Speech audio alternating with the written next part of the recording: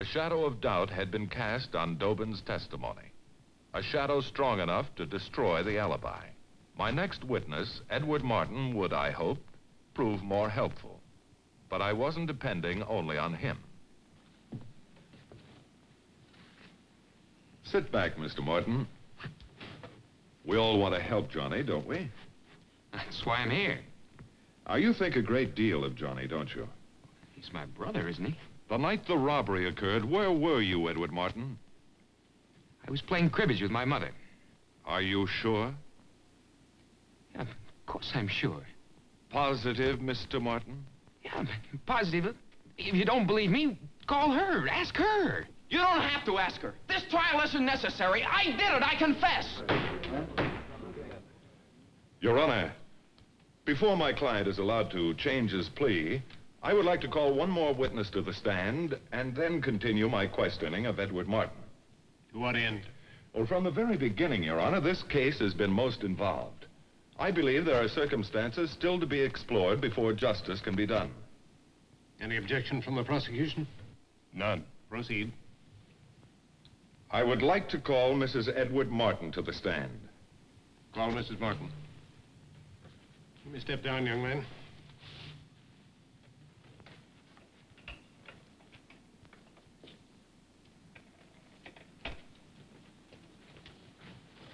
Thank you, Father.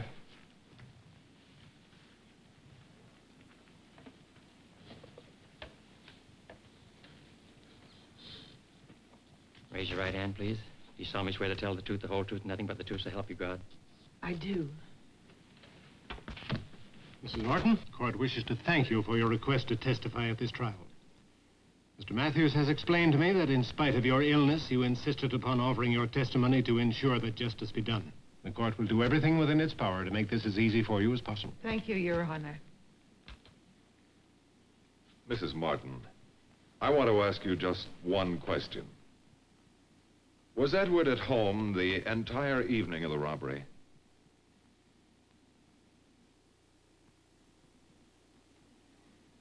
No. You don't remember, Mother. I was home all that night. I was home. Another outburst like that, young man, and I'll sentence you for contempt.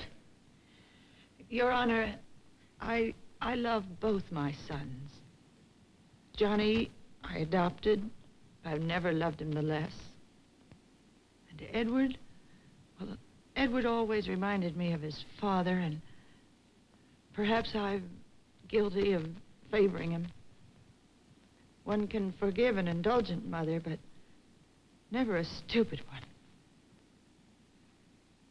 Is there anything else, Mr. Matthews? You're a very brave woman, Mrs. Martin. Thank you. Your witness. No questions. I would like to recall Mr. Edward Martin. Mr. Edward Martin, please.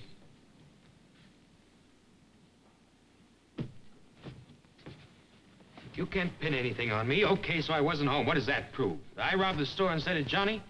Not in your life. Have you ever seen this jacket before? Yeah, sure, it's Johnny's. Your Honor, the statement by Mr. Edward Martin is correct. This jacket is the property of Johnny Martin. But there's one statement in the arresting officer's report which interests me. That report states that at the time of the capture, Johnny was carrying the jacket. The assumption being that he was going to discard it. Now, Your Honor, we must remember that the gun, the cap worn by the robber, and the stolen money are still missing. Now, if Johnny had time to discard or hide all of these things, why didn't he hide or discard the incriminating leather jacket? Your Honor, my assumption is that Johnny didn't have time to put on the leather jacket in an effort to save his brother Edward. It all becomes perfectly clear now, Your Honor. Edward, wearing Johnny's jacket, robbed that liquor store. Johnny learned of his brother's plan, but arrived too late to stop it. With the police cars closing in, he realized that were his brother caught, his mother might not be able to stand the shock, for he knew that Edward was his mother's favorite son. So he fought with Edward, took the jacket, and deliberately exposed himself to capture by the police so that Edward might escape. It's not true. Johnny did it. I didn't do it. Your Honor, I move for a dismissal of the charges against my client, John Martin. No, don't do it. Don't do it, Your Honor. Don't do it.